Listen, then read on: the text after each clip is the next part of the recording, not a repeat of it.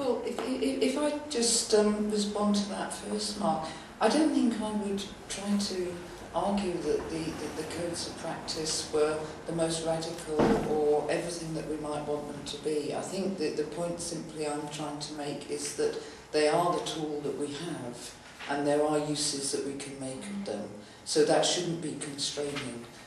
But I think there is potential to use them, and because they are the codes of practice and they do have the legal backing that at one level, you know, that they do, I think they have that potential. So the question for me is how do we best use them?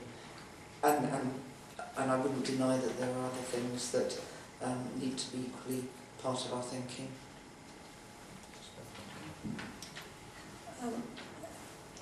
I would agree with the point that Mark is making, and it's been a dissatisfaction with codes of ethics in social research that has certainly led me to look at what other kinds of principles might influence practice. Codes of ethics typically are individualistic.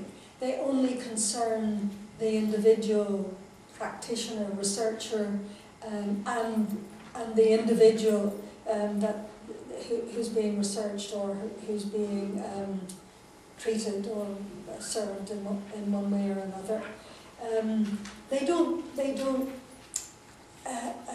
credit any agency, any power to the other person. They're only concerned with the behaviour of the practitioner or the researcher, and therefore, because they don't take account of the organisational framework, the structures that influence and determine the relationship between researchers or practitioners and social research subjects or service users, they're not satisfactory.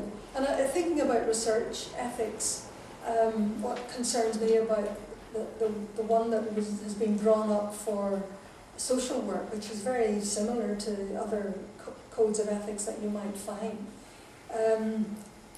is that, like other codes of ethics, it allows what you might call unethical practice. You know, it says, for example, people should always be told that they're being researched. Their consent should always be drafted. Their consent should always be sought. But then it gives you a let-out phrase that says, unless this is practically impossible, or because the wider aims of the research don't fit with it. So there are always let-out clauses like that, which make them unsatisfactory. Anyway, so the individualist model is, in my view, not a satisfactory one, and really needs to take account of wider influences on the environment of the research or the practice.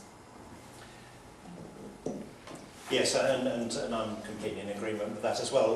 Although I think that there are opportunities with codes of practice, despite their numerous faults, for actually using them as a tool for resistance. And I'd like to hear from people how the codes are being used in Scotland, if at all. I suspect that they sit in most people's bottom drawers, if anywhere at all. But there certainly is an opportunity. And I remember the first time I really kind of came across this was with a manager when I was on my final placement, who used to have the BASWA Code of Ethics on his wall, and he said, I don't do anything in my job which conflicts with that code of ethics.